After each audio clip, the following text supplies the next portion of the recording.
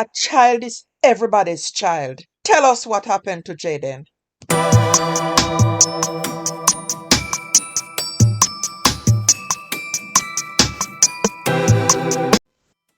Where is Jaden's parents? Did the police ever try to find that out? Anyway, guys, welcome back to the channel. If this is your first time here, make sure you subscribe. And if it's not your first time, what you're waiting for? Subscribe today. Today is the day. Guys, I wake up this morning and I know I have to do this video because there are so many unanswered questions. You know, every once in a while, a story comes along in Jamaica that shakes the whole country. And this story about young Jayden Smith, 12 years old, missing for 3 weeks now. It's the kind that keeps you up at night. It's the kind that makes you look at your own children, hug them tighter, and wonder what more we can do as a community, as a nation, to protect our youth. You know, from the moment I heard about Jaden's disappearance, I, like so many others, couldn't stop thinking about him.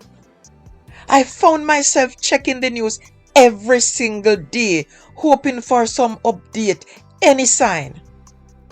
A parent coming forward, a witness remembering something important, a tip that leads him to him being found safe. But instead, the day keeps passing, the headlines keeps coming, and still there's no sign of Jaden until, guess what? The news start getting less and less until you look in the news, nothing about Jaden. Every day I wake up, I check if Jaden was found. And it dawned on me this morning to ask who else lived in that home that could have harmed Jaden. Is the aunt and uncle-in-law just covering up for someone else? Don't the police department have interrogation rooms? Did they bring the aunt and uncle in and interrogate them? What is really going on? My God!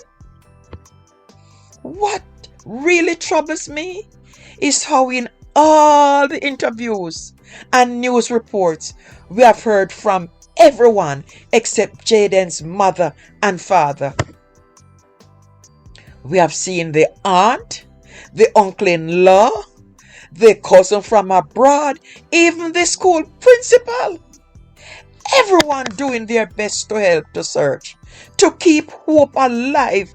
But the silence from his biological parents is deafening. It makes you wonder, where are they? Why haven't they come forward to speak publicly, to join this search, to plead for their child's safe return? And I don't want to jump to conclusions or cast blame. But as a parent myself, I can't imagine being silent if my child was missing. I would be out there every single day, bawling, searching, calling, begging for help. I would be speaking to every camera, every reporter, every person who would listen, just to get the word out and keep hope alive. And so the absence of Jaden's parents in this saga, it raises questions, it creates suspicion, and it makes this tragedy even harder to understand. And then there are these strange details that just don't add up. Why did Jaden end up living with his aunt instead of his parents? Why did the step uncle give him so much money, so peacefully, so comfortable in the morning? And why was he calm, so calm when he talked about it? Why was Jaden, a 12-year-old, apparently expected to do chores that his cousin would refuse? Was he truly happy at home? Or was there something going on that we don't know about? You listen to the interview and you notice things. The aunt's nervous smile, the way people talk about certain questions, the details that don't quite fit. These are the things that keep you awake at night. They make you wonder if the whole truth is really being told, or if there's something deeper, something more troubling beneath the surface.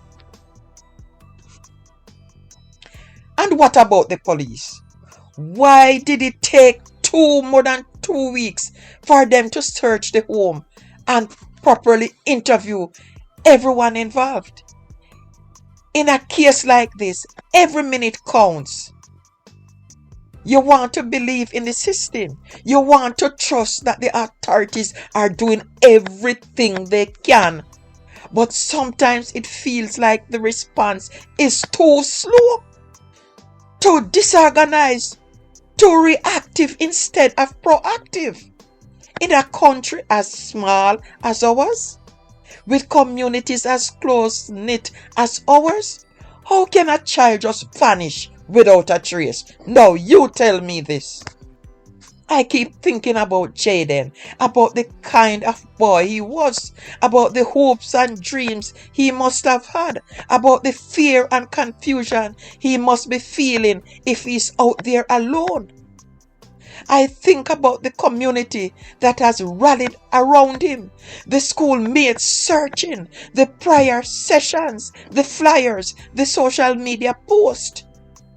It's a reminder that in Jamaica, we don't just sit back and watch. We act, we care, we come together in times of crisis. But the police, them nah do them job. And somebody knows something about Jaden, but them nah talk. But still, after 3 weeks, with all the media attention, all the community effort, all the prayers, how is it possible that the child has not been found? Now you tell me. How is it possible? No one knows where he is or what happened to him? Come on, man. The truth is something is very wrong here. The pieces don't fit. It don't fit. The answers aren't coming. And all we can do is keep searching, keep asking questions, keep hoping for a miracle. We owe it to Jaden, man, to the family who care. And if these people are innocent of anything, then they need to know.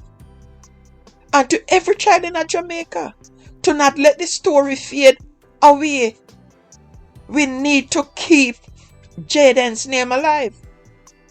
To not give up until we find out exactly what happened.